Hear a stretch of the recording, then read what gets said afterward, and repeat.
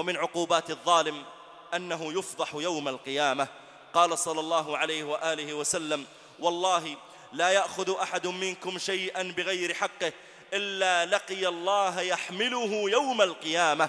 لا يأخذ شيئا بغير حقه إلا لقي الله يحمله يوم القيامة. ثم قال: فلا أعرفن أحدا منكم لقي الله يحمل بعيرا له رغاء أو بقرة لها خوار أو شاة تيعر. متفق عليه.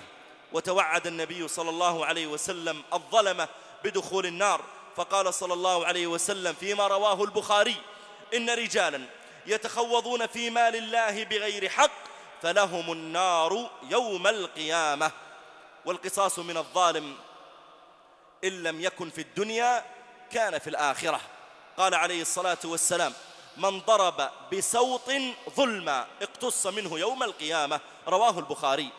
بالله عليك نبه بعض من يتعاركون عند المدارس ممن أوتوا قوة في أجسادهم فيتسلطون على غيرهم، أو ربما يكون بعض الناس في السوق ثم يتعارك مع إنسان يحتقره لأنه أضعف منه جسدا فيبدأ ينطلق عليه بضربه.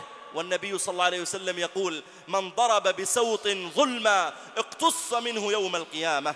وعد النبي صلى الله عليه وسلم الظالم مفلسا في يوم القيامة كما تقدم معنا. أتدرون من المفلس؟ ثم أخبرهم أن المفلس من يأتي يوم القيامة وقد ضرب هذا وشتم هذا فيعطون جميعا من حسناته.